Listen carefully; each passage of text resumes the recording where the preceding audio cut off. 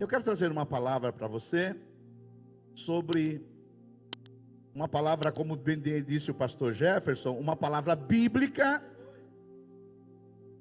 mas uma palavra cristocêntrica. E hoje eu quero falar não de Jesus, mas do que Jesus fez por nós. Você pode falar de Jesus e você pode falar da obra de Jesus. Hoje eu quero falar sobre da obra de Jesus. E para mim, Efésios capítulo 2, talvez seja um dos capítulos mais importantes da Bíblia Sagrada, da obra de Jesus por nós. Diz assim, Efésios 2, de 1 a 10. Ele, Jesus, vos deu vida, estando vós mortos nos vossos delitos e pecados, nos quais andaste outrora, segundo o curso desse mundo, segundo o príncipe da potestade do ar, do espírito que agora atua nos filhos da desobediência, entre os quais também todos nós andávamos outrora, segundo as inclinações da nossa carne, fazendo a vontade da carne e dos pensamentos, e éramos por natureza filhos da ira, como também os demais. Mas aí tem um mais. Mas Deus, sendo rico em misericórdia, aleluia, por causa do grande amor que nos amou, estando nós mortos em nossos delitos, nos deu vida juntamente com Cristo, e pela graça vocês sois salvos. E juntamente com Ele, nos ressuscitou e nos fez assentar nos lugares celestiais em Cristo Jesus, para mostrar nos séculos vindouros a suprema riqueza da sua graça em bondade para conosco em Cristo Jesus. Porque pela graça, ei irmão, você foi salvo, mediante a fé. E isto, tanto a graça como a fé, não vem de vós, é dom de Deus, não de obras, para que ninguém se glorie, pois somos feitura dele, criados em Cristo Jesus para boas obras, os quais Deus de antemão preparou para que andássemos nelas. Diga glória a Deus. Hoje eu quero falar sobre da sepultura às regiões celestiais. Da sepultura às regiões celestiais. Esse é o tema. Da sepultura às regiões celestiais. E esse texto de Efésios, para mim, meus irmãos, é dos textos mais riquíssimos da palavra de Deus, porque ele fala pelo menos 4 coisas. A primeira, a obra do pecado em nós. A segunda, a obra de Deus por nós. A terceira, a obra de Deus em nós. E a quarta, a obra de Deus por nosso intermédio. Você está aí preparado para ouvir a palavra de Deus? Dá um glória a Deus aí, aleluia. Então vamos começar por lado ruim da coisa. Primeiro, a obra do pecado contra nós. Efésios capítulo 2, verso de 1 a 3, a Bíblia Sagrada, ela vai dizer que nós estávamos mortos em nossos delitos e pecados. A Bíblia Sagrada, ela vai dizer que o homem sem Deus é um homem morto, apesar que tem uns mortos aqui dentro. É porque não dá glória a Deus, não dá amém, não olha para o pregador, fica no celular, está morto, né? A Bíblia Sagrada, ela fala que o homem sem Deus, ele está morto nos seus delitos e pecado. O homem sem Deus é um morto. Quando você andar aí pela Barão de Mauá, ou na 25 de março, você vê ali um grande multidão de gente morta. Zumbi, gente morto, é o que a Bíblia diz. Por isso que quando você canta essas músicas que não são bíblicas, Deus sara a nossa nação, o Brasil não precisa ser curado, o Brasil não está doente, o Brasil está morto. O Brasil, os Estados Unidos, qualquer outro país, ele está morto. A Bíblia Sagrada, ela define o ser humano em 2 categorias apenas: os mortos e os vivos. Os mortos e os vivos. E a Bíblia Sagrada vai dizer que o homem sem Deus é um homem morto. Eu espero que os mortos daqui ressuscitem hoje em Cristo Jesus. Aleluia. Mortos nas suas transgressões. Então, o mundo, na verdade, meus irmãos, segundo a Bíblia Sagrada. Pastor, você me chamou de morto? Não, é a Bíblia que te chama de morto. Segundo a Bíblia Sagrada, existe os vivos e os mortos. E a Bíblia Sagrada, ela coloca o quê? Esse mundo como um grande cemitério. É um grande cemitério, onde os mortos espiritualmente estão aí. Fala, pastor, mas a pessoa está viva, ela está andando, ela está comendo, ela está vivendo apenas biologicamente e psicologicamente, mas espiritualmente ela é uma pessoa morta. Diante dos olhos de Deus, essas pessoas são mortas, assim como eu e você éramos mortos. Você era um morto. A Bíblia Sagrada diz que esse homem morto, ele morreu nos seus delitos e pecados. Então tem que falar assim, pastor, mas Deus manda alguém para o inferno? Não, Deus não manda ninguém, é um morto que já vai para o inferno sozinho. A segunda coisa é que o homem caído é um homem que vive em rebeldia. O homem caído, ele vive em desobediência. Efésios capítulo 2, verso 2, verso 3 diz assim, nos quais andastes outrora, segundo o quê?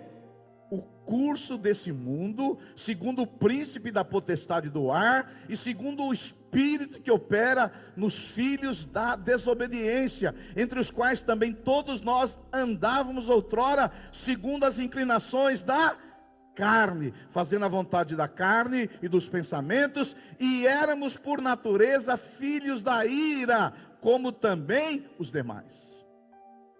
Então, a Bíblia Sagrada vai dizer que há 3 forças que operam para que o homem continue morto. Há 3 forças operando para que o homem continue morto. Primeira força, o mundo. Paulo vai dizer que eles andam segundo o curso desse mundo. E se você andar segundo o curso desse mundo, sabe para onde você vai? O beleléu.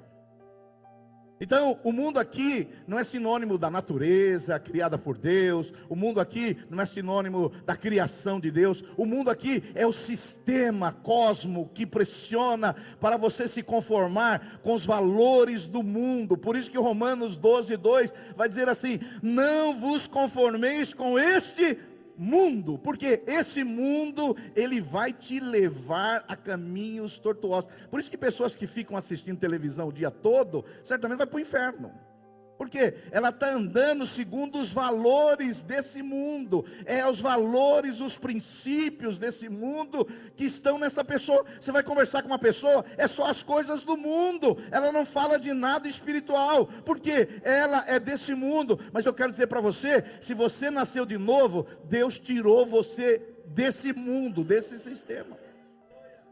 A segunda força que faz que o homem vive morto nos seus delitos e pecados, além do mundo, é o diabo. A Bíblia Sagrada diz em Efésios que andam segundo o príncipe da potestade do ar. Quem é o príncipe da potestade do ar? O diabo. O diabo, ele se rebelou contra Deus e ele deseja agora que todos os homens se rebelem contra Deus. Assim como ele fez Adão e Eva se rebelar contra Deus através de uma mentira, ele quer que você viva em obediência. O inimigo, deixa eu falar para você, ele é invisível, mas ele é mais real que a cadeira que você está sentado, e ele quer te levar no curso desse mundo. Por isso que a Bíblia diz que quem ama o mundo é inimigo de Deus. Quem ama o mundo é inimigo de Deus. O apóstolo João vai dizer assim, que não podemos amar o mundo, porque se você amar o mundo, o amor de Deus não está em você. Diga glória a Deus. O terceiro inimigo que opera para que o homem seja esse homem morto, além do mundo, além do diabo, é a carne. A carne não é o nosso corpo é templo do Espírito, mas nós temos herdada de Adão uma natureza pecaminosa. Através dos nossos pais, Adão e Eva, que pecaram, nós herdamos uma semente maligna, e agora nós temos essa natureza pecaminosa dentro de nós, essa natureza que nos inclina para o mal, aquilo que Paulo diz: o que eu quero fazer eu não faço, mas o que eu não quero eu faço. Nós temos uma natureza que nos leva a fazer o mal. Por isso que eu sou daqueles, respeito se você é de outra opinião, que eu não acredito no livre-arbítrio. Porque não existe livre-arbítrio com natureza pecaminosa. A minha vontade, as minhas decisões, elas são decididas também por essa natureza que eu tenho dentro de mim. Por exemplo, se eu resolvesse hoje não pecar mais, eu conseguiria? Sim ou não? Então eu não tenho livre-arbítrio, eu quero fazer, mas não consigo. Por exemplo, vamos dar um exemplo aqui de um homem aqui que esteja aqui conosco. Ele conseguiria tirar o desejo dele de ser atraído por uma mulher bonita? As mulheres não gostam que eu falo isso, mas eu vou falar. Vice-versa também é verdadeiro. Eu sou capaz de não ter mais nenhum desejo por uma mulher bonita. Uma mulher é capaz de ver um homem bonito e não ter mais nenhum desejo. Pulo essa. Eu só estou querendo provar para você, porque talvez você fique ouvindo muito pastor pentecostal que prega o livre-arbítrio. O livre-arbítrio não existe. Os únicos que tiveram livre-arbítrio nessa terra foi Adão e Eva antes da queda. Antes da queda, eles eram limpos, puros. Eles podiam decidir sem a interferência do pecado neles. Depois da queda, nunca mais houve ninguém que tem livre-arbítrio. Pastor, mas eu não tenho vontade? Tem. Você tem vontade, mas não é livre. As suas decisões são influenciadas pela sua carne, pela sua natureza pecaminosa. Por que ninguém escolhe uma mulher feia para casar?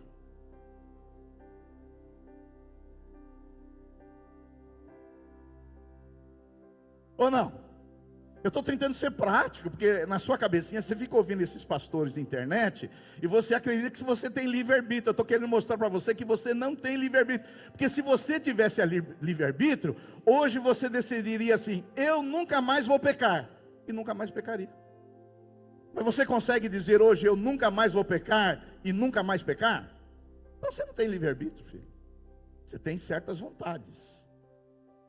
Você tem desejos. Mas livre-arbítrio não. E em terceiro lugar, falando da obra do pecado em nós, eu estou no primeiro ponto ainda. Eu só estou falando de coisa ruim, depois eu vou para chegar nas coisas boas. Mas você precisa saber da Bíblia Sagrada. O homem, esse homem que anda segundo o curso desse mundo, esse homem que anda segundo a carne, esse homem que anda segundo o príncipe da potestade do ar, ele está condenado. Verso 3, Paulo diz assim: e éramos por natureza filhos de quem, irmãos?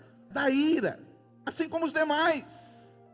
Então, o homem não convertido por natureza, ele é filho da ira, ele vai receber a ira de Deus, ele vive pela desobediência. Uma pessoa incrédula, não salva, ela não vai ser condenada, ela já é condenada. Amém. Aleluia, aleluia. Agora vamos partir para o lado bom então. Eu só estou dizendo para você que a gente tem que pregar a Bíblia Sagrada. E a Bíblia Sagrada, ela mostra a nossa radiografia, quem nós somos. A Bíblia Sagrada diz que nós éramos mortos em nossos delitos e pecados, por causa da influência maligna, por causa da herança que nós recebemos de Adão, a semente pecaminosa, e por causa do curso desse mundo. Agora vamos falar da segunda coisa que vai melhorando um pouquinho aí, porque hoje vocês estão meio caladinhos, meio calados. Primeira obra do pecado em nós. Segundo, a obra de Deus por nós.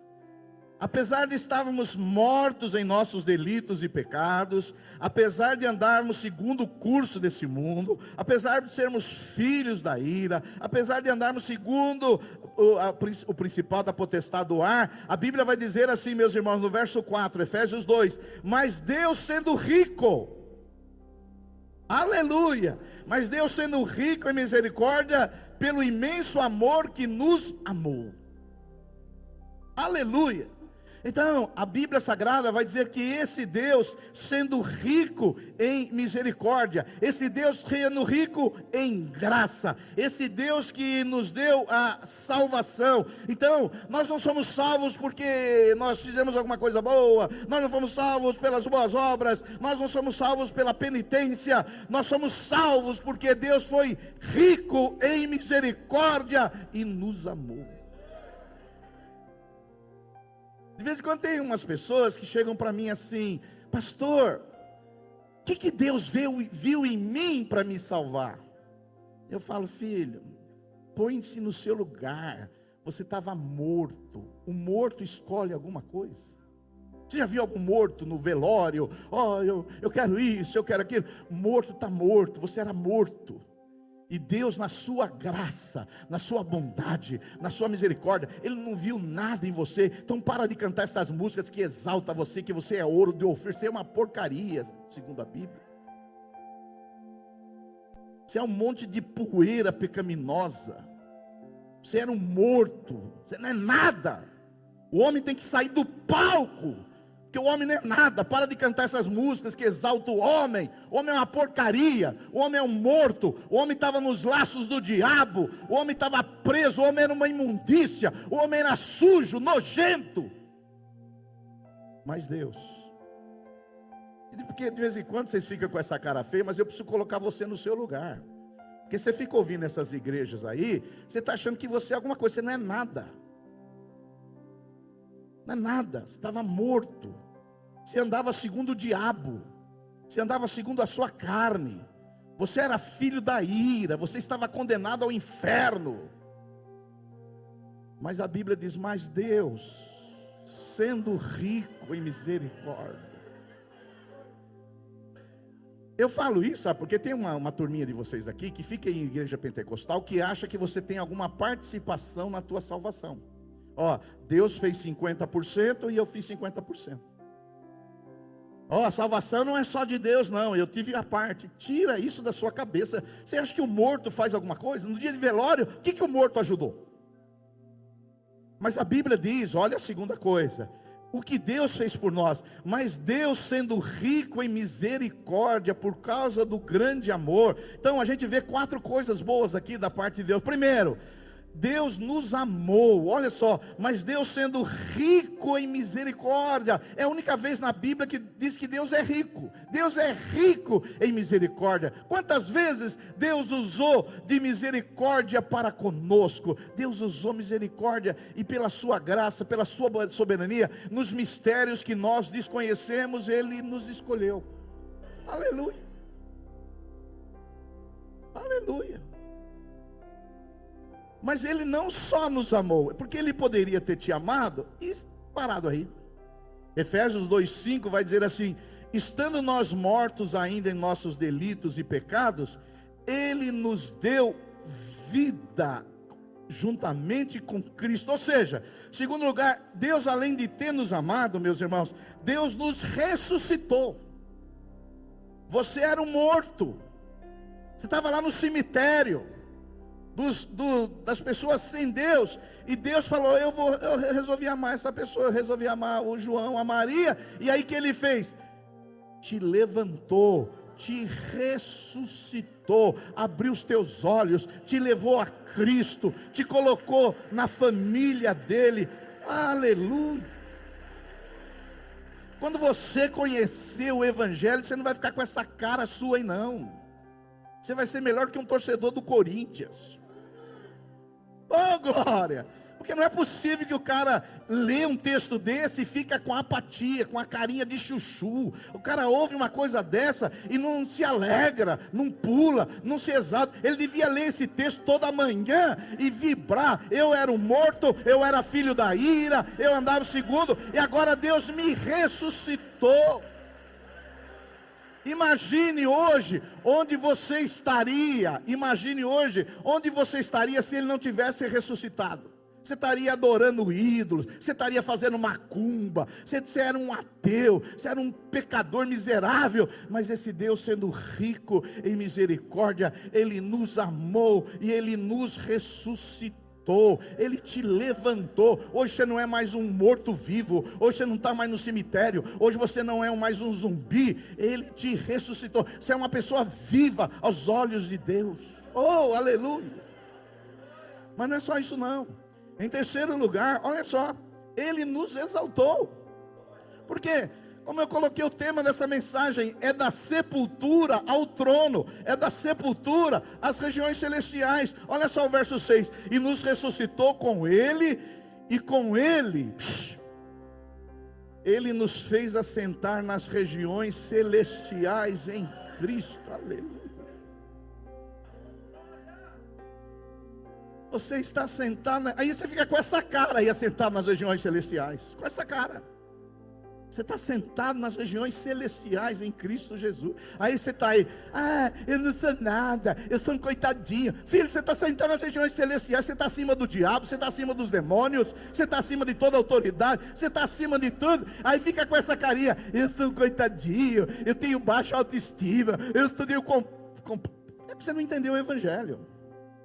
Quando você entendeu o Evangelho, isso acaba na sua vida. Oh, aleluia.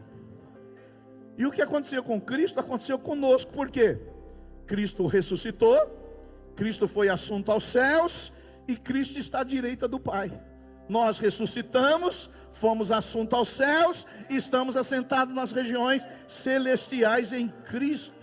Olha, irmão, eu vou falar para você, eu tinha muito complexo de inferioridade antes de ser filho de Deus. Eu tinha muitos complexos de inferioridade, né?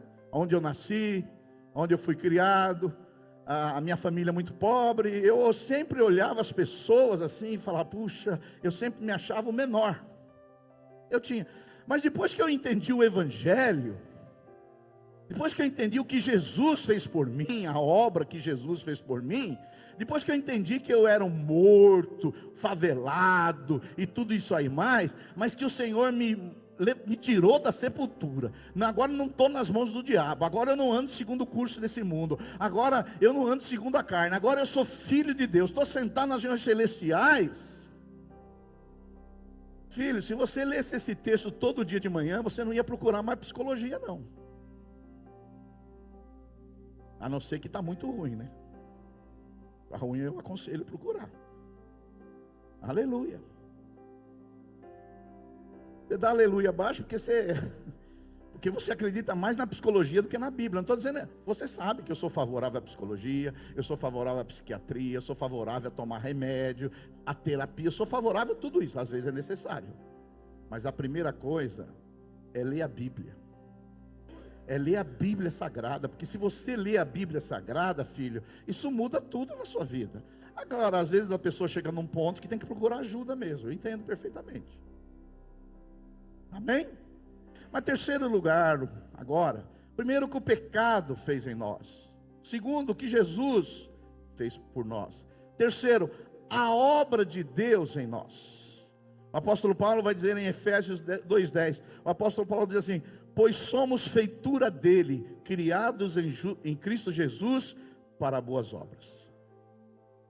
Essa palavra feitura no grego é poema, que significa assim, pois somos feito poema de Deus, pois somos feito obra-prima de Deus. O apóstolo Paulo diz, meus irmãos água-vivenses, que nós somos poema de Deus, obra-prima de Deus, criados em Cristo Jesus para boas obras. Deus não disse que a criação dele era a obra-prima dele. Deus não diz que a lei dele foi obra-prima dele, mas disse que a igreja, quem faz parte da igreja, é obra-prima de Deus. Quando Deus vê Cristo em você, Ele vê uma obra-prima. O que é uma obra-prima? Para um escritor, é o seu melhor livro. Para um pintor, o seu melhor quadro. Para um jogador de futebol, o seu melhor gol. Para Deus, a obra-prima dele é a igreja. Ele olha para a igreja, olha para nós, olha para você, e ele fala: essa é a minha obra-prima. Eu tirei essa pessoa da sepultura, eu tirei essa pessoa do cemitério, eu ressuscitei ela, eu levantei ela, eu coloquei ela nas regiões celestiais. Essa é a minha obra-prima. Não é maravilhoso saber disso? Aleluia, que nós somos obra-prima de Deus, irmãos. Não é maravilhoso que nós somos obra-prima de Deus? Então, agora sim, você pode ir lá, olhar no espelho e falar: eu sou obra-prima de Deus. Mas por causa de Cristo. Porque se tirar Cristo, aí volta para o cemitério. Aí é filho da ira, anda segundo o príncipe da potestade do ar, aí anda segundo o curso desse mundo, aí volta para o cemitério. Por isso que eu sou daqueles, e você pode acreditar de uma maneira diferente, eu não acredito que quem está sentado nas regiões celestiais volta para o buraco do cemitério. Mas você pode acreditar sim, a maioria dos crentes acreditam que você pode ser tudo isso, mas um dia, porque você fez alguma coisa errada, você volta para o cemitério. Eu não acredito.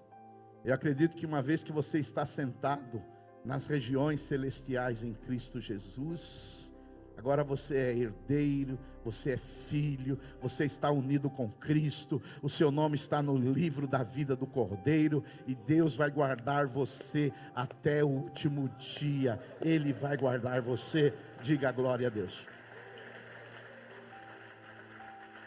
Mas você pode crer diferente, não tem problema não. Pode acreditar que hoje você está nas regiões celestes, e daí você pisa na bola, comete o erro, você volta para a sepultura de novo. Você pode crer assim.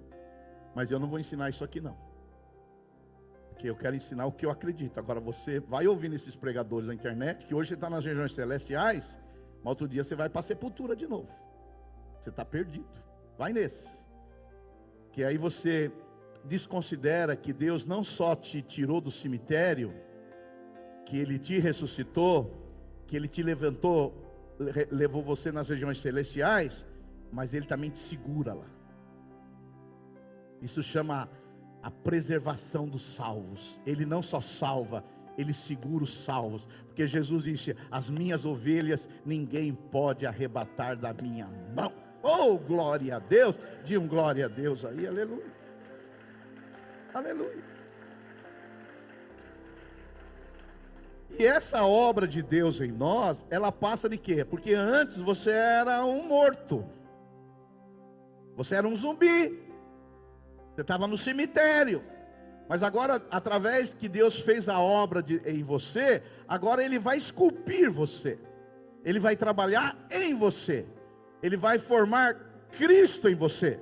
Por isso que Romanos capítulo 8, verso 28, vai dizer assim: porquanto aos que de antemão conheceu, também os predestinou para serem conformes à imagem de seu Filho, a fim de que ele seja, Jesus, o primogênito entre muitos irmãos. Então, Deus, Ele nos conheceu, Ele nos predestinou para quê, irmãos? Para sermos conformes à imagem do seu Filho. Ou seja, a obra-prima de Deus em você é formar Cristo em você.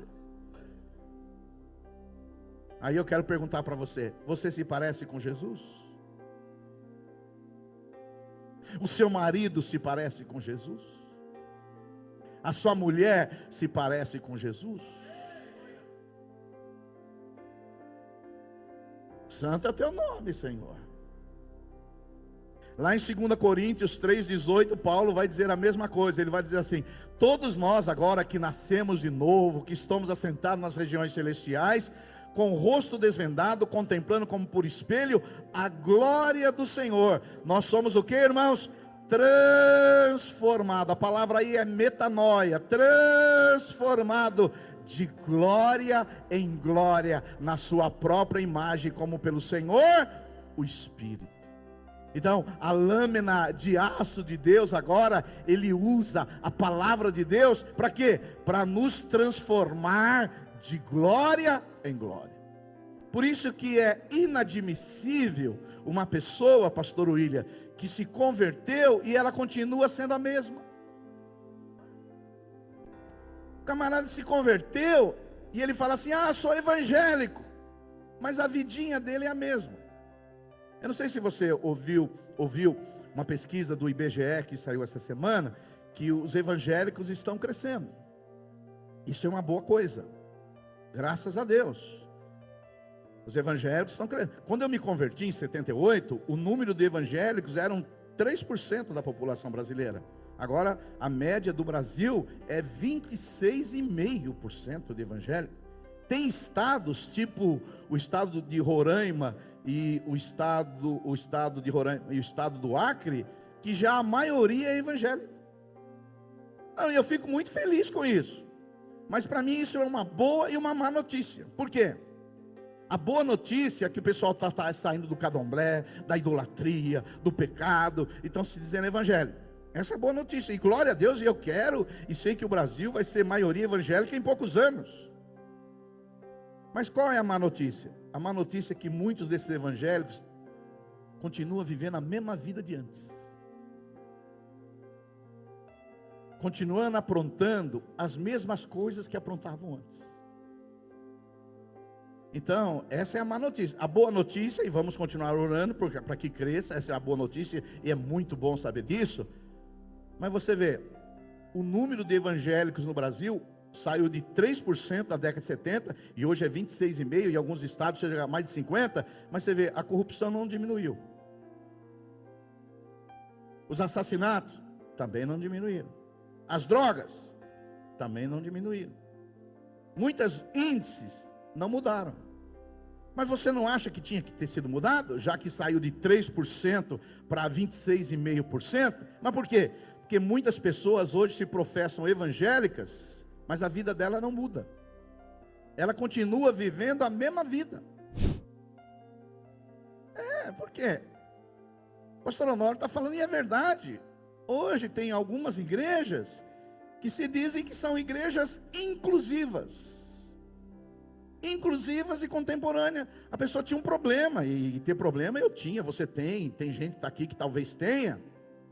Mas quando você vem para Jesus, que Ele te tira do buraco, que Ele te tira desse mundo, quando Ele te tira de seguir o princípio da potestade do ar, quando Ele te tira, filho, Ele vai agora fazer com que você queira ser uma pessoa santa, uma pessoa separada, uma pessoa consagrada para Deus.